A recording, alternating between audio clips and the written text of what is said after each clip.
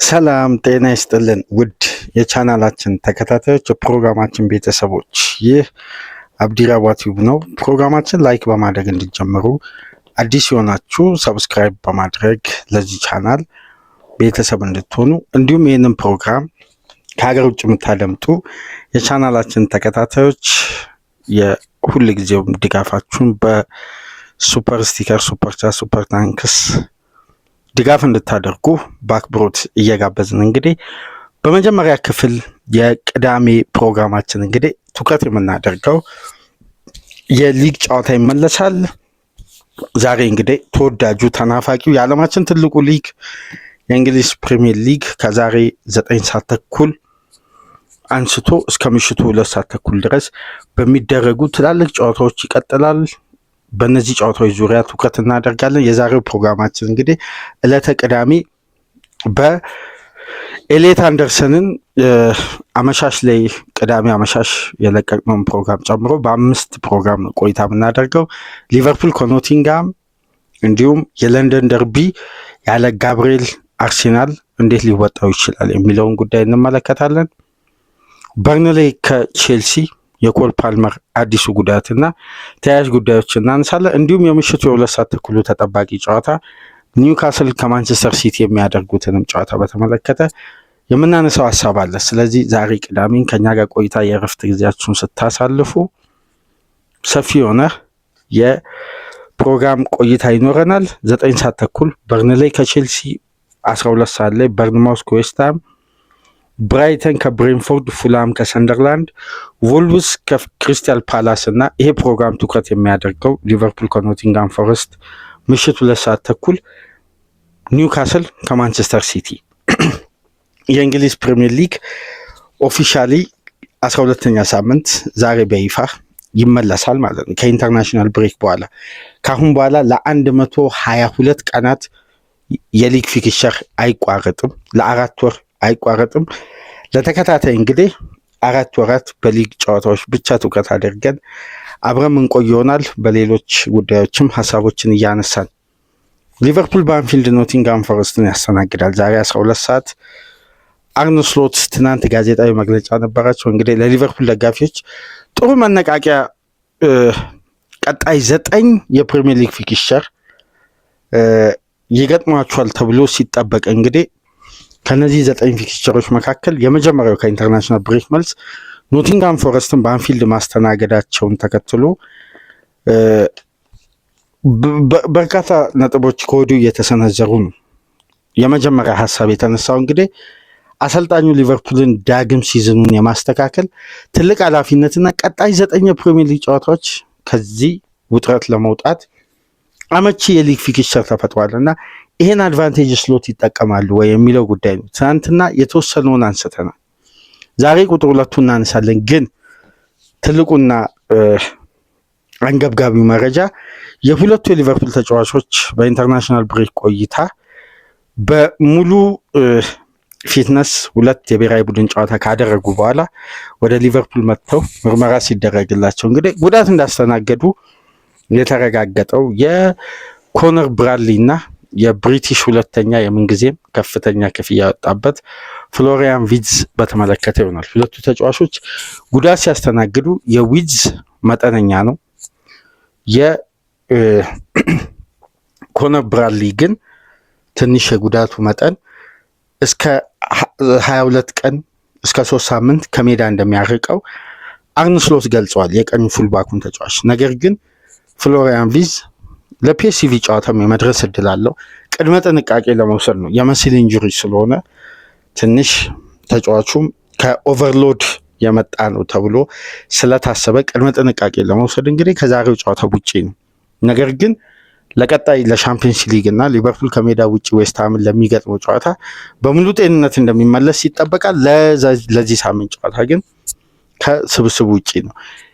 የፍሎሪያን ቪትዝ መጎዳት በሊቨርፑል ቤት የሚፈጥረው የራሱ የሆነ ተጽዕኖ አለ። በተለይ ክለቡ አሁን ወደ ጥሩ ሞመንተም ለመግባት የሚያስችል ጥሩ የሊግ ፊክቸር በቀጣይ 9 የሊግ ጨዋታዎችን ስሎት ሰርቫይቭ ለማድረግ ጨዋታዎችን ለማሸነፍ ምናልባት እንደ ሊጉ ጥንካሬ ሳይሆን እንደ ሊቨርፑል ስብስብና ጥራትና ስታንዳርድ ከተመለከትን ቀጣይ 9 ጨዋታዎች 9ኙንም ስሎት የማሸነፍ በሊጉ ላይ ኃላፊነት ሊጣልባቸው ይችላል። ከ9 የማሸነፍ ግዴታ ውስጥ ሊገቡ ይችላሉ። ኖቲንግሃም ፎረስት፣ ዌስትሃም፣ ሰንደርላንድ፣ ሊድስ፣ ብራይተን፣ ቶትናም፣ ወልቭስ፣ ሊድስ በድጋሚና ፉልሃም እነዚህን ክለቦች ከ9 የማሸነፍ ግዴታ ውስጥ አርነ ስሎት የሚገቡበት የሊግ ፊክስቸር ነው። ስለዚህ ለእያንዳንዱ ጨዋታ ደግሞ በቂ የሆነ ዴብዝ ይዞ መቅረብ አለባቸው። ጀርሚ ፍሪምፖንግ ከጉዳት ሳይመለስ ቦታው ላይ የሚጫወተው እንግዲህ ኮነር ብራድሊ ጉዳት አስተናገደ። ስለዚህ ሊቨርፑል ሶስተኛው አማራጭ በስብስብ ውስጥ ያለው ካልቪን ራምሴ ነው፣ እንዲሁም ጆይ ጎሜዝ ነው። ስለዚህ ከሁለቱ ተጫዋቾች ይልቅ ሌሎች ፖዚሽኖችን መነካከት ሳያስፈልግ እንዳልቀረ ነው በአብዛኛው ግምታዊ አሰላለፍ ላይ እየተመለከት የምንገኘው። በተለይ ደግሞ ፖል ግሮስት የትናንትናውን የሊቨርፑልን ትሬኒንግ ሙሉ መመልከቱን ተከትሎ የሊቨርፑል ኢኮ ሪፖርተር አንዳንድ ግምታዊ አስተላለፎችን ሲገልጽ እንግዲህ በቦታው ላይ ስሎት ኮርቲስ ጆንስን የመጠቀም እድላቸው ሰፊ መሆኑን እያነሳ ነው የሚገኘው እና ኮርቲስ ጆንስ ለተከታታይ ጨዋታ በሙሉ ጤንነት ላይ የሚገኝ ከሆነ በቀኝ ፉልባክ ቦታ ልንመለከተው እንችላለን። እንደ ጨዋታው ሎድና እንቅስቃሴ ደግሞ በተቃራኒው ዶሚኒክ ሶቦስላይም ቦታው ላይ ተቀይሮ ሊያገለግል ይችላል። አሁን ስሎት ሞር ፖዚሽናል ቼንጅ ላይ ሊያምኑ ይችላሉ። ጆይ ጎሜዝን ቦታው ላይ ወደ ቲም ሞመንተም ከማምጣት ይልቅ በበለጠ ሌሎች ተጫዋቾችን ቨርሲታይል በሆነ አጠቃቀም ለመጠቀም ያሰቡ ይመስላል። በተጨማሪም እንግዲህ ፍሎሪያን ቪዝ መጠነኛ ጉዳት አስተናግዶ የዛሬው ጨዋታው ብቻ ነው በነገራችን ላይ ዊዝ የሚያመልጠው፣ በቀጣይ ጨዋታ ወደ ሜዳ ይመለሳል። ይሄ ተጫዋች ግን መጎዳቱ በተወሰነ መልኩ ሊቨርፑል ላይ አንዳንድ ሊጥል የሚችለው የራሱ የሆነ ጫና አለ። ማለት እንደ ተጫዋቹ ብቃት፣ እንደ ተጫዋቹ አስተዋጽኦ አንዳንድ ቁጥሮች ተጫዋቹ በተለየ ሁኔታ ኢምፓክት ተጽዕኖ ጎልቶ ሊያወጣ ይችላል። ግን እንቅስቃሴዎች የሚያሳዩን አንዳንድ ጠንካራ ቁጥሮች አሉ። በሊጉ በሁሉም ውድድሮች የሚያሳዩ ለምሳሌ በ90 ደቂቃ በዩሮፒያን ሁሉም ውድድሮች ላይ ባደረገው እስካሁን ጨዋታ 4.2 ክፍት ከሆነ እንቅስቃሴ ቢግ ቻንስ ክሬት ያደርጋል። በሊጉ ብቻ 1.7 ቢግ ቻንሶችን፣ በሻምፒየንስ ሊግ በ90 ደቂቃ 1.3 ቢግ ቻንሶችን ክሬት ያደርጋል። በሊጉ ግን 0.1 ነው። በአጠቃላይ በአማካይ ሲወጣ 0.55 ኤክስፔክትድ አሲስት የማድረግ ቻንስ አለው በሻምፒየንስ ሊግ። በሊጉ ደግሞ 0.15 ነው። ስለዚህ ሊጉ ላይ ተጫዋቹ ተጽዕኖ ውስጥ መግባቱን ያሳያል። በኢሮፒያን ውድድር ግን የተሻለ ብቃት እያሳየ እንደነበር ነው የምንመለከተው። ግን ይሄ ጀርመናዊ ተጫዋች እንግዲህ የጡንቻ ጉዳት አጋጥሞታል። ስለዚህ ለዛሬው ጨዋታ የማይሰለፍ ይሆናል። እንዲሁም በተጨማሪ ኮነር ብራድሊ ደግሞ በበለጠ ለ3 ሳምንት ከሜዳ ይርቃል። ዊትዘ ግን ቀጣይ ሳምንት ሊቨርፑል ከፒኤስቪ አይንድሆቨን ጋር ለሚኖረው የሻምፒየንስ ሊግ የአንፊልድ ፍልሚያ የመመለሱ እድል በጣም ሰፊ ነው። ይሄ ሳምንት እንግዲህ ጥንቃቄና እረፍት እንዲወስድ ተደርጓል። በተቃራኒው ደግሞ ትልቁ ፖዘቲቭ መረጃ ስሎት በትናንትናው ጋዜጣዊ መግለጫቸው እንግዲህ ያረጋገጡት ከጋላታሳራዩ ጨዋታ በኋላ ለመጀመሪያ ጊዜ የሊጉ ምርጡ ግብ ጠባቂ አሊሰን ቤከር ወደ ሜዳ ይመለሳል። በቋሚ 11 ውስጥ እንደሚካተትና ዛሬ ቋሚ እንደሚሆንም ስሎት አረጋግጧል። ከየትኛውም በላይ ለሊቨርፑል ትልቁ ፖዘቲቭ መረጃ ይሄ ነው። የአሊሰን ቤከር በሙሉ ጤንነት ከዛ በየውድድር ዓመቱ ከሚያጋጥመው የአርምስትሪንግ ጉዳት አገግሞ ለዛሬው ጨዋታ ብቁ መሆኑ ነው ለሊቨርፑል በወሳኝ ሰዓት የደረሰ ይመስላል። አሊሰን ቤከር እንግዲህ ይሄ ግብ ጠባቂ መመለሱ ለሊቨርፑል ምን አይነት ለውጥ እንደሚያመጣ ከዛሬው ጨዋታ ጀምሮ በግልጽ የምንመለከት ይሆናል። ሌላኛው ጉዳይና በዛሬ ቅድመ ጨዋታ ግምገማችን ላይ ከኖቲንግሃም ፎረስት ጋር ሊቨርፑል ለሚኖረው የጨዋታ ፊክስቸር አንዳንድ ቁጥሮችን ከፕሪሚየር ሊጉ የምንጊዜም ከፍተኛ የዝውውር ክፍያ የተከፈለው የብሪቲሽ ሪከርድ ዋጋ የተሰበረው ምርጡ አጥቂ አሌክሳንደር ኢሳቅ ዛሬ በማች ፊትነስ በሊቨርፑል የፊትነስ አሰሪዎች ለመጀመሪያ ጊዜ ፊት ተብሎ ይሄ የሚያወጡት አንድ ሊስት አለ። እንደውም በሶሻል ሚዲያ በተለይ በኤክስ በደንብ ከተመለከታችሁ አንድ ሊስት አለች። ይሄ የሊቨርፑል የማች ዴይ ፊትነስ ሊስት ሲወጣ የሚሰጡት ግሬድ አለ። በደንብ እሱን ሊስት ላስተዋለ ምናልባት አንዳንዴ ዲፕሊኬት ይሆንና በጣም በርካታ መረጃዎች ውስጥ ስንመለከት ትኩረት ልንሰጥ እንችላለን እንጂ ያ ሊስት በብዛት ሲለቀቅ ታስተውሉ እንደሆነ አላውቅም፣ ግን አለ አንድ ሊስት የሚለቀቅና ግሬድ ይሰጣል። ኔጌቲቭ፣ ፖዚቲቭ፣ ኔጌቲቭ ምናምን እየተባለ የሚሰጥ ግሬድ አለ። ይሄ የተጫዋች ፊትነስ እና በዛ መሰረት ለመጀመሪያ ጊዜ የሊቨርፑል የፊትነስ አሰሪዎች እንደ ሌሎች ተጫዋቾች እስካሁን ድረስ 11 የሊግ የሻምፒየንስ ሊግንም ጨምሮ በሁሉም ውድድሮች ሁሉንም ጨዋታ ያደረጉ ተጫዋቾች ያገኙትን ግሬድ አግኝቷል። ለመጀመሪያ ጊዜ እንደውም በአንድ ወቅት ኢሳቅ ሲሰለፍ የነበረው ኔጌቲቭ በሚል ግሬድ ጭምር ነው። ማለት 100% ፊት አይደለም፣ ግን ለተወሰኑ ደቂቃዎች ሜዳ ውስጥ መቆየት የሚችልበት ማለት። ለዛ ነው የምታስታውሱ ከሆነ ኢሳቅ 60 ደቂቃ ይቆያል፣ ኢሳቅ 50 ደቂቃ ይቆያል፣ ኢሳቅ 45 ደቂቃ ይቆያል እያሉ ስሎት መግለጫ ሲሰጡ ነበር።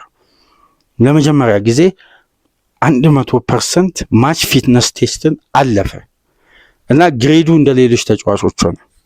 አሁን ኢሳቅና ሞመንተሙ የሚገናኙበት ወቅት ነው። ለዛ ነው ትናንትና በሱ ምስል ሌላ ፕሮግራም ሰርተን ሰፋ ላለ ደቂቃ የተወያየ ነው። ግን በቁጥሮች አላገዝንም ያንን ሀሳብ። እስቲ አሁን በቁጥር እያያያዝን የዛሬውን ጨዋታ ለሊቨርፑል አስፈላጊነት፣ ቀጣይ ጨዋታዎች ምን ያክል ወሳኝ እንደሆኑ ለኢሳቅ እንዲሁም ለኤኬቲኬ የወጣባቸውን ክፍያ እንግዲህ ኤኬቲኬ የሊቨርፑል ደጋፊዎች ውስጥ መግባቱ ቀደም ብሎ ስላረጋገጠ ይሄ ተጫዋች በራስ መተማመኑ የሚያሳየው እንቅስቃሴ፣ ፍላጎቱ፣ ተነሳሽነቱ የሚያስደንቅ ነው። ጫና ያለበትም አይመስልም።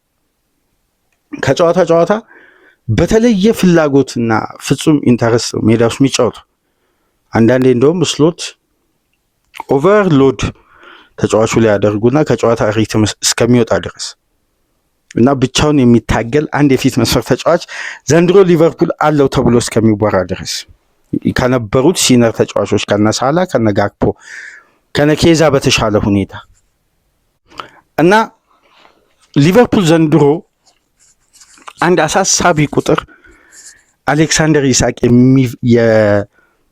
የሚቀርፈው የሊቨርፑል ትልቅ ችግር አለ። የሊቨርፑል ትልቅ ችግር በኢሳቅ ልዩ በሆነ ኳሊቲ የሚቀርፍ በዘንድሮ የውድድር ዓመት ሊቨርፑል በሚያስገርም ሁኔታ ከፔናልቲ ውጪ ነን ፔናልቲ ሾት ኮንቨርዥን ሬቱ የቡድኑ 15.3 ሆኗል። በተጠናቀቀው የውድድር ዓመት ሊቨርፑል በዚህ ቁጥር 26.4 ላይ ነበር፣ ከየትኛውም ቡድን በላይ። ከፔናልቲ ውጪ ሾት ኮንቨርዥን ሬቱ የመጨረሻ ጠንካራ ቡድን የሊጉ መለኪያ የነበረው ሊቨርፑል ነው። ዘንድሮ ደግሞ ባልተለመደ መልኩ በዚህ ደረጃ ቁጥሮች እንደሚያሳዩት ከሆነ ወርዷል።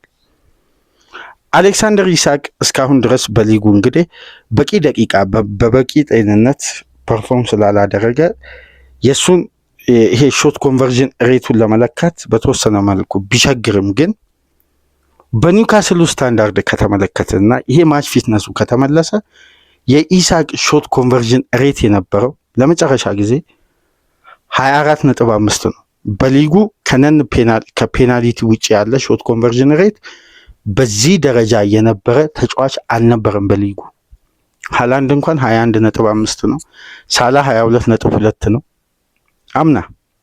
ኢሳቅ ወደ 24 ነጥብ ከምናምን ነው ሾት ኮንቨርዥን ሬቱ። ከየትኛውም ተጫዋች በላይ ሆኖ ነው የጨረሰው፣ ያውም ከትንሽ እድል በርካታ ግብን በማስቆጠር ማለት ያገኘው እድል ተሰልቶ አሁን በጨዋታ 3 እድል ቢያገኝ ሁለቱን የማስቆጠር ቻንሱ በጣም ሃይ ሆኖ ወደ 62.5% ውጤታማ የመሆን እድሉ ከፍ ያለው ይሄ ወርልድ ክላስ አጥቂ በዚህ ፊትነስ ደረጃ ከተመለሰ ደግሞ በበለጠ የሊቨርፑል ትልቁ ችግር ግራፉ ከወረደባቸው የተለያዩ ሁኔታዎች አሁን መቀረፍ ካለባቸው ችግሮች መካከል ይሄን ሾት ኮንቨርዥን ሬቱን የመልሶ የማግኘት አምና እኮ ሊቨርፑል እንደውም በዚህ ደረጃ አታኪንግ ማይንዱ ተጠናክሮ አይደለም፣ ግን ፍሉዲቲ ስለነበረው ነው። በክሎፕ ፍሉዲቲ ስሎት የጨመሩት ቅመም ታግዞበት ነው ሊቨርፑል ሻርፕ ነው አምና። ዘንድሮ ወደዛ ሻርፕነት በበለጠ ማምጣት የሚችል ስታንዳርዱን የጠበቀ ወርልድ ክላስ ስብስብ ነው የያዘው፣ ወርልድ ክላስ። ስለዚህ ይሄን ክላስ ደግሞ በበቂ ሁኔታ ለመጠቀም ተጫዋቾች ከጨዋታ ዝግጁ መሆን አለባቸው። ፊትነሳቸው መስተካከል አለበት። በበቂ ሁኔታ ቡድኑን ለማዘጋጀት ፊዚካሊ ፊት መሆን አለባቸው። ለመጀመሪያ ጊዜ እንግዲህ ኤኬቲኬ ጫናውን የሚጋራለት በበለጠ ደግሞ ጫናውን የሚቀንስ በበለጠ ክለቡ ከገባበት ጫና ውስጥ ማውጣት የሚችለው አጥቂ ደግሞ አሁን በሙሉ ጤንነት ላይ ተገኝቷል። ስለዚህ ኢሳክ ከሚቀርፋቸው የሊቨርፑል ሌላ ትልቅ ክፍተት መካከል አንዱ ክለቡ ከፔናልቲ ውጪ የሚያስቆጥራቸው ሾት ኮንቨርዥን ሬቶችን ማሳደግ ነው። የተገኙ ኳሶችን የመግደል አቅም ሊቨርፑል በርካታ እድል ይፈጥራል። ኒግልስማን እንዳሉት ዊዘን ትተቻላችሁ፣ የዊዘ ጓደኞች ናቸው አብዛኛውን ኃላፊነት መውሰድ ያለባቸው። 27 ቻንስ እሱ ክሬት አድርጎ እነሱ ካላስቆጠሩ እሱ ምን ያድርግ እንዳለው የቢልዱን ጋዜጠኛ እንዴት እንዳፈጠጡበት ያን ጋዜጣዊ መግለጫ ብትመለከቱ ኒግልስማን እንትን ነው የሚመስለው፣ የዊዘ ኤጀንት ወይ ቤተሰብ ነው የሚመስለው። ልክ ክሎፕ ተጫዋቾቻቸው ሲነኩ እንደሚግሉት ነው ኒግልስማን ስለ ዊዘ ሲጠይቁት በጣም ነርቨስ ሆኖ ሲመልስ የነበረው። የቡድኑ አሰልጣኙ ታክቲክ እንዳለ ሆኖ አለና ተጫዋቾች ካላስቆጠሩ ዊዘ ምን ያደርጋል ስሜታዊ ሆኖ እና በተጨማሪም ኤኬቲኬና ኢሳቅ ላይ የተጣለው ሌላኛው ትልቁ የቤት ስራ አምና ሊቨርፑል በአማካይ በየጨዋታው 2.3 ግቦችን የሚያስቆጥር ቡድን ነበር በ2024/25 የውድድር ዓመት። ዘንድሮ ይሄ ግራፍ ወርዶ ባልተጠበቀው ሁኔታ በ11 ጨዋታ ሊቨርፑል እንግዲህ 1.6 ሆኗል። በጨዋታው 2 ጎል የማስቆጠር ቻንሱ ዝቅተኛ ነው ማለት እስካሁን ካስቆጠሩ። ምክንያቱም 18 አስቆጥሮ 17 ተቆጥሮበታል። አንድ ንጹህ ግብ ነው ያለው። ይሄ ከባድ ነው። ይሄ ከባድ ሬሾ ነው። አንደኛ የአሊሰን አለመኖር፣ ሁለተኛ የተከላካይ ክፍሉ ኮንሲስታንሲ ማጣት፣ ሶስተኛ የአማካይ ክፍሉ ባላንስ አለመጠበቅ፣ አራተኛ የተገኙ ኳሶች በአግባቡ አለመጠናቀቅ። ስለዚህ ሶስቱም ዲፓርትመንት ክፍተት ነበረበት። አሊሰን ሲጨመር ሊቨርፑል የሚያገኘው ትልቁ አድቫንቴጅ የተከላካዩ መረጋጋት፣ ጥድፊያ አይኖርበትም። ቢልዳፑ በኤክስፒሪየንስ ነው የሚጀምረው። ስለዚህ ቅኝቱ የሰከነ ነው። ይሄ ቅኝት የሰከነ በሆነ ቁጥር ሊቨርፑል የሚያገኘው አንድ ትልቅ አድቫንቴጅ አለ፣ የአማካዩ ክፍል መረጋጋት። ምክንያቱም እዛ ጋር በሚፈጠር ኦቨርሎድ ተጨማሪ ኢነርጂ እያወጣ ነው ሌላ ኤሪያ ላይ ተጨማሪ ክፍተቶች የሚፈጥሩት። አማካዩ ክፍል በደንብ ተረጋጋ ማለት አጥቂው በበቂ ሁኔታ ተደጋጋሚ እድሎችን ያገኛል። ቢያንስ 2 ቻንስ በአንድ ግብ ማገዝ ይችላሉ ከኳሊቲው አንጻር ማለት ነው። ይሄ የተያያዥ የሆነ እንደ ሰንሰለት ነው። ለዚህ ነው እግር ኳስ ሰርኪዩት ነው የሚሉት ፔፕ የዚህ ቻናል ማዘጋጅ አባ እንደሚለው እግር ኳስ ሰርኪዩት ነው፣ ተያያዥ ነው። አንደኛው ተበጥሶ ሌላኛው ሊቀጠል አይችልም። እግር ኳስ ተያያዥ ናቸው። ሀሳብ ስለሆነ ሀሳብን ደግሞ በሂደት ነው ወደ ተገቢውና ወደ ታሰበው ደረጃ ማምጣት የሚችለው። እግር ኳስ ፕሮሰስ ስለሆነ በድል ውስጥም ፕሮሰስ አለ። እንደ ፔፕ ቡድን እንደ ክሎፕ ቡድን በድል ውስጥም ፕሮሰስ አለ። ፕሮሰስ ይቀጥላል። የሚያቆመው ያ ፕሮሰስ መች ነው? አሰልጣኙ ሲሄድ በሌላ ፕሮሰስ ይቀጥላል። እግር ኳስ ሂደት ነው። ሂደት ደግሞ ማብቂያ የለውም። በስኬት እየታጀበ ያ ሂደትን እየተጠናከረ ነው የሚሄደው እና አሁን ሊቨርፑል አዲስ ሂደት ጀምሯል። ያን ሂደት ሪትሙን የሚያገኝበት ደግሞ ተጨማሪ ኃይል የሆነው የፊክስቸሩ አይነት ነው። በተጨማሪም ደግሞ ትልቅ ኤክስፒሪየንስ ቡድኑን ሲያግዙ የነበሩ ተጫዋቾች ወደ ሜዳ መመለሳቸው ነው። ይሄ አድቫንቴጅን በበለጠ ተጠቃሚነትን ከፍ ያደርጋል ማለት ነው። በዘንድሮ የውድድር ዓመት ሊቨርፑል ከ2 ክለቦች ብቻ ነው የሚያንሰው። በቢግ ቻንስን ክሬት በማድረግ ከቼልሲና ከማንቸስተር ሲቲ ቼልሲ 37 ማንቸስተር ሲቲ 34 ሊቨርፑል 33 ቢግ ቻንስ ክሬት አድርጓል። ነገር ግን አስቶን ቪላ እና ሊድስ ዩናይትድ ብቻ ናቸው በጣም ዝቅተኛ ቢግ ቻንስ ኮንቨርትድ ሬታቸው ዝቅተኛ ክለብ ከሊቨርፑል የሚያንሱት ከተቀሩት 17 ክለቦች ውስጥ ቢግ ቻንስ የመቀየር አቅሙ የመጨረሻ ወርዶ 17ኛ ደረጃ ላይ የተቀመጠው ቡድን ሊቨርፑል ከፈጠረው ቢግ ቻንስ አንጻር ቪላ 20% ይሄን ቻንስ የመቀየር አቅሙ፣ ሊድስ 22.7% ነው። ሊቨርፑል 27.3% ነው። ከቶፕ 6 ክለብ ደግሞ መጨረሻ ላይ ነው የሚገኝ። አሁን ኢሳቅና ኢኬቲኬ ላይ ተጨማሪ የቤት ኃላፊነት የቤት ስራ የተጣለባቸው። አምና ግን ሊቨርፑል ከየትኛውም ተጋጣሚ በላይ ለምሳሌ በሊጉ 150 ቢግ ቻንስ ክሬት በማድረግ ሁለተኛ ላይ ከሚገኘው ቡድን በ30 ቢግ ቻንሶች ይበልጣል። በ30 ምን ያክል ጥራት ያላቸው ያልተዛነፉ እድሎችን በመፍጠር ማለት 150 ቻንስ ክሬት አድርጎ ከነዚህ 150 ቢግ ቻንሶች ውስጥ የሊቨርፑል ኮንቨርዥን ሬቱ ስንት እንደነበር ታውቃላችሁ? 43.4 ነው። በአምስቱ ትላልቅ ሊግ ከተገኘ ቢግ ቻንስ ኮንቨርትድ ሬት ሊቨርፑልም የሚበልጠው ብቸኛ ክለብ ፔዤ ነበር። አምና ፔዤ ብቻ ነበር ሊቨርፑል የሚበልጠው። እዚህ ላይ ኢሳቅና ኢኬቲኬ ተጨምረው ከዲያዝም ከኑኔዝም በተሻለ ለግብ የቀረቡ ተጫዋቾች መጥተው ግን የሊቨርፑል የዘንድሮ ሲዝን ወደ 27.3 በመቶ መውረዱ በጣም አስደንጋጭ ሆኗል። ኢሳቅ ላይ ከሚጣል ሌላኛው ትልቅ ኃላፊነት መካከል ይሄ የሚጠቀስ ነው። እንዲሁም በሊጉ ይሄ በማጥቃቱ በኩል እንግዲህ የኢሳቅ መመለስ ከሚቀርፋቸው ትላልቅ ክፍተቶች መካከል እነዚህን ጉዳይ የማሳደግ የሊቨርፑልን ሞመንተምና የአስቆጣሪነትን ባህሪ የማምጣት ስነቦናውን የመመለስ አድቫንቴጅን በጎላ ሁኔታ መጠቀምን ያዘነበለ አይደንቲቲ መላበስ ነው። ሊቨርፑል በአታኪንግ በኩል ይህን ካየን በዲፌንሲቭ በኩል ከሚታዩ ክፍተቶች ውስጥ 17 ግብ ተቆጥሮበታል። 7 ቲሞች ብቻ ናቸው ከሊቨርፑል በላይ የሚገኙት። የተቀሩት ሁሉ ሊቨርፑል ከነሱ በታች ነው የሚገኙ። ምክንያቱም በርካታ ግብ አስተናግዷል። 7 ቲም ብቻ ነው ሊቨርፑል የሚበልጠው።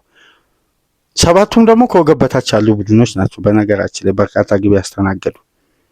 ይሄ ብቻ አይደለም። በዘንድሮ የውድድር ዓመት 46 ኢላማውን የጠበቀ ሙከራ ቡድኑ አስተናግዷል። ከዚህም በተጨማሪ ከአምናው በበለጠ 13.9 ኤክስጂዎችን አስተናግዷል። ይሄ አምና ከነበረው ከአምናው ኤክስጂ እኮ ነው በ13.9 ኤክስጂ ከፍ ያለበት ክለቡ። ይሄ ከባድ ነው። ተጋጣሚ ቢግ ቻንስ ክሬት እንዲያደርግ ሊቨርፑል ላይ የተፈቀደለትን ይሄን ቁጥር ስነግራችሁ ግን የሊቨርፑል የተከላካይ ክፍል ምን ያክል መዳከሙን የሚያሳየን በግልጽ የሚያሳይ የሆነ ኮንሲስታንሲ ሊቨርፑል ቤት የሆነ የተከላካይ ክፍል ሴትል የማድረግ አቅሙ በጣም መውረዱን የሚያሳዩ አንድ ትልቅ ቁጥር ኦፕታ ላይ ስመለከት ነበር። የመጀመሪያው ጉዳይ በዘንድሮ የውድድር ዓመት በርንሌና ዌስትሃም ብቻ ናቸው ከፍተኛ ቢግ ቻንስ ክሬት የተደረገባቸው ክለቦች። ከሊቨርፑል የሚገኘው 3ኛ ላይ ነው ቢግ ቻንስ በማስተናገድ። እነዚህ ክለቦች 34-32 ቢግ ቻንስ አስተናግደዋል። 3ኛ ላይ የተቀመጠው ሊቨርፑል 29 ቢግ ቻንስ አስተናግዷል። ቅድም እንደነገርኳችሁ 34 ቢግ ቻንስ እዛ ክሬት አድርጎ ሾት ኮንቨርዥን ሬቱ አነስተኛ ሆነ። በተቃራኒው ደግሞ 29 ቢግ ቻንስ እየተሞከረበት ነው። ማጥቃቱም ጤናማ አይደለም፣ መከላከሉም ጤናማ አይደለም። ባላንስ አልሆነ። እዚህ ይደበደባል፣ እዛ የሚያገኘው እንኳን ሳያስቆጥርም ማለት ነው። ባጭሩ ይሄ ከባድ ነው። ልዩነቱ ስንት? 4 ማለት ነው። 5 34 ለ29 ለዛ ነው 18 አስቆጥሮ 17 የተቆጠረበት የአንድ ግብ ማርጅን ልዩነት ማለት። ያ ማለት 5 ቻንስ ሊቨርፑል የተሻለ ክሬት አድርጎ እንኳን ልዩነት አልፈጠረም። ስለዚህ ሊቨርፑል የዲፌንሲቭ አክሽኑ ምን ያክል በከፍተኛ ሁኔታ እንደወረደ በሚያስደንቅ ሁኔታ ግን የአሊሰን መመለስ በሊቨርፑል ቤት ከሚቀርፋቸው ትላልቅ ችግሮች መካከል አንድ ስታት ልንገራችሁ። ሊቨርፑል ከአሊሰን በኋላ ነው በሊጉ አሁን ላይ የተቆጠረው ግብ ላይ 59.6 በመቶ የተቆጠረበት። አሁን አሊሰን ከተጎዳ በኋላ ነው ሊቨርፑል 62.7 በመቶ ቢግ ቻንስን ያስተናገደው። አሊሰን ከተጎዳ በኋላ ነው 65.6 በመቶ ኢላማውን የጠበቀ ሙከራ ያስተናገደው። አሊሰን ከተጎዳ በኋላ ይሄን ጉዳይ ደግሞ አስምሩበት።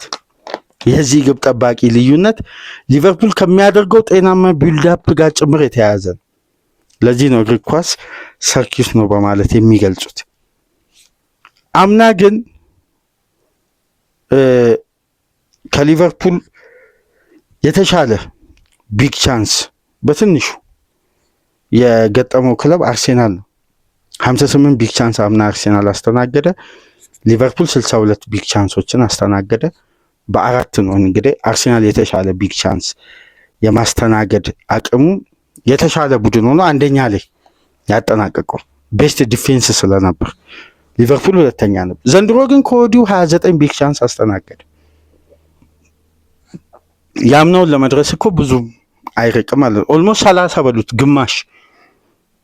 ከባድ ነው ይሄ ገና በ11 ጨዋታ ታይቶ የማይታወቅ ማሽቆልቆል። ግራፎቹ እንዳለ የሚያሳዩት ያምናና የዘንድሮ ለአርነ ስሎት መጪው ጊዜ በጣም በጣም ፈታኝ እንደሆነ ነው የምንመለከተውና በተሻለ ስትራቴጂ ጨዋታዎችን የማሸነፍ ሌላ ሞመንተም መፍጠር ያለባቸው ወቅት ነው። የተመለከትኩት ትልቁ የሊቨርፑልን ሲዝን የሚገልጽና ካሁን በኋላ ሲዝኑን ለማስተካከል ስሎት ቆርጠው መስራት ካለባቸው ትላልቅ ነጥቦች መካከል ትላልቅ ጉዳዮች መካከል በጣም ምንም አይነት ድርድር የሌለው በጣም መስተካከል ካለበት የሊቨርፑልን ሲዝን ከሚያጋልጡ ስታቶች መካከል ግንባር ቀደምና አሳሳቢውን ስታት እዚህ ጋር ልንገራችሁ። ሊቨርፑል በዘንድሮ ሲዝን 36.9 በመቶ በጨዋታ ቅድሚያ ተወስዶበታል። ቅድሚያ አድቫንቴጅ ተጋጣሚ ወስዶበታል። በጨዋታው ውስጥ 413 ደቂቃ ከ4 ሰከንድ የጨዋታ ቅድሚያ በመወሰድ በሊጉ 17ኛ ደረጃ ላይ የሚገኝ 18ኛ ደረጃ። ከሊቨርፑል የሚበልጡት ሁለት ቡድኖች ናቸው። ከሊቨርፑል በታች ያሉት ሊቨርፑል የሚበልጣቸው የሚቀድማቸው ሁለት ቡድኖች ናቸው፣ ዌስትሃም እና ወልቭስ። ሊቨርፑል 36.9 በመቶ የጨዋታ አድቫንቴጅ ተወስዶበታል ለ413 ደቂቃ ከ4 ሰከንድ። ይሄ ከባድ ነው። አምና ሊቨርፑል ግን በዚህ ፐርሰንት በሊጉ አንደኛ ደረጃ ላይ ነው ያለው። ምክንያቱም የሊቨርፑል የአምና ሲዝን አብዛኛው ጨዋታ የተጠናቀቀው በተመሳሳይ ውጤት ወይም አማካይ የቡድኑ ውጤት መለኪያ የነበረው የሁለት ግብ ልዩነት ወይም 2-0 የሚያልቅ ጨዋታ ነው። በደም ጨዋታን ኮንትሮል ማድረግ ይችላል። በራሱ ቴምቦ ጨዋታ ላይ ከፍተኛ ብልጫ መውሰድ ይችላል። በአጠቃላይ ግን አምና በሚያስገርም ሁኔታ ሊቨርፑል የተወሰደበት የጨዋታ ደቂቃ የግብ አድቫንቴጅ 615 ደቂቃ ከ1 ሰከንድ ነው በሙሉ ሲዝን በ38 ጨዋታ። አሁን ገና በ11 ጨዋታ እንኳን 413 ደቂቃ ከ4 ሰከንድ ቅድሚያ ተወስዶበታል። እነዚህ ደቂቃዎችን ሁሉ ሊቨርፑል በጨዋታ የቆየው እየተመራ ነው ማለት ነው። አምና ግን ለ613 ደቂቃ ከ1 ሰከንድ አስታውሱ፣ አራቱን የመጨረሻ ጨዋታ ሊቨርፑል ሲጫወት የነበረው ከዋንጫ ሴሌብሬሽን መልስ ነው። ስለዚህ ትኩረታቸው ወርዷል። ምክንያቱም ሻምፒዮን ነን በሚል በቃ ሻምፒዮናነቱን ካረገ እነዚያው ጨዋታዎች ጭምር ተካተውም ይሄ በጣም አሳሳቢ ነው። ለሙሉ ሲዝን 615 ደቂቃ ገና ግማሽ ሲዝን ላልሞላው ደግሞ 11 ጨዋታ 413 ደቂቃ በአጠቃላይ የዚህ ግራፍ የወረደበትና ሊቨርፑል በጣም ቀይ መስመር የበራበት ፐርሰንት ከአምኖ ዘንድሮ 44.5 በመቶ ነው የወረደው። ሊቨርፑል በጨዋታ የመመሪያ ቻንሱ በጣም ከፍተኛ ነው ማለት ነው። ስለዚህ ይሄ ቁጥር ደግሞ ከተመዘገበ አብዛኛውን ጨዋታዎች ሊቨርፑል የተመራበት ጨዋታ ውጤት የተመዘገበው አሊሰን ቤከር ከተጎዳ በኋላ ነው። አሁንም ይሄ ማለት ደግሞ 62.6 በመቶ የነዚህ ደቂቃዎች ከቨር ያደረጉት አሊሰን በተጎዳበት ወቅት ነው። ይሄ ከአሊሰን ጋር ቀጥታ ማያያዝ አይደለም። እንደ ቲሙ ፍሉዲቲ እንኳን አንድ በተለየ ሁኔታ ጨዋታን ለመግደል የሚያደርጉትም ጥረት ሲመራ የነበረበትን መንገድ ለመቀየር የሚወስደው እርምጃ ቲሙ ፊር ፋክተሩን አጥቶ ነበር። አሁን ለመረጋጋትም ለመስከንም በተሻለ ሁኔታ ለመመለስም የሚያስችል ጊዜና ቁመና ላይ ደርሷል። እንግዲህ አርነ ስሎት በምን አይነት መልኩ ሪያክት ያደርጋሉ? እንግዲህ ዛሬ ከ12 ሰዓት ጀምሮ ምንመለከተው ይሆናል። ሊቨርፑል በአንፊልድ ኖቲንጋም ፎረስትን የሚያስተናግድ ይሆናል። የአሊሰንና የኢሳቅ በሙሉ ጤንነት መመለስ በስብስቡ ላይ ምን አይነት ተጽዕኖ ይፈጥራል? በተቃራኒው ደግሞ ኮነር ብራድሊ እና ፍሎሪያን ቪርትዝ ባጋጠማቸው ተመሳሳይ ጉዳት ቀለል ባለና ትንሽ ጠንከር ባለ ጉዳት ምክንያት ኮነር ብራድሊ እንግዲህ ለ3 ሳምንት ዊትዘ ይህን የፕሪሚየር ሊግ ጨዋታ የሚያመልጣቸው ይሆናል። እንግዲህ ከዚህ ፕሮግራም በመቀጠል የለንደን ደርቢ ያለ ጋብሪኤል ማጋሌሽ አርሴናል እንዴት ታክቲካል ጉዳዮችን እስቲ ጠለቅ ብለን ደግሞ በሜዳ ውስጥ እንቅስቃሴ ብዙ ጥያቄዎች እያስነሳ የሚገኘው የለንደን ደርቢ የመጀመሪያ ክፍል ቅድመ ጨዋታ ግምገማ ታክቲካሊ አንስተን እንወያያለን። ከዛም በኋላ ዛሬ ከሚደረጉ ተጠባቂ ጨዋታዎች በርንሌይ ከቼልሲ የሚያደርጉትንና የኮል ፓልመር ጉዳትን በተመለከተ የምሽቱን ተጠባቂ ጨዋታ ኒኮ ቮልትማደና ኤርሊ ሃላንድ የሚያደርጉ ፍጥጫ በሴንት ጄምስ ፓርክ እሱንም አንስተን እንወያያለን። ከኛ ጋር ቆይታ ስታደርጉ ከዚህ ፕሮግራም በመቀጠል 3 ፕሮግራሞች ወደ እናንተ ይደርሳሉ። ላይክ፣ ሼር፣ ሳብስክራይብ ማድረጋችሁን እንዳትረሱ። ላይክ ስታደርጉ ተደራሽነታችንን ከፍ ታደርጋላችሁ። በደንብ ላይክ አድርጉ። አዲስ ከሆናችሁ ደግሞ ሰብስክራይብ እያደረጋችሁ የደወል ምልክቷን እየተጫናችሁ ቤተሰቡ ነው። ከሀገር ውጭ የምታደምጡ የሁሉ ጊዜ ድጋፋችሁን በሱፐር ስቲከር፣ ሱፐር ቻት፣ ሱፐር ታንክስ እንድታደርጉ የአክብሮት ግብዣችን ነው። እስቲ በለንደን ደርቢ የመጀመሪያ ክፍል ቅድመ ጨዋታ ግምገማ ታክቲካሊ ያለ ጋብሪኤል አርሴናል የሚለውን ጉዳይ የምንመለከትበትን ፕሮግራም ይዘን እንመጣለን። ሰላም ቆዩ።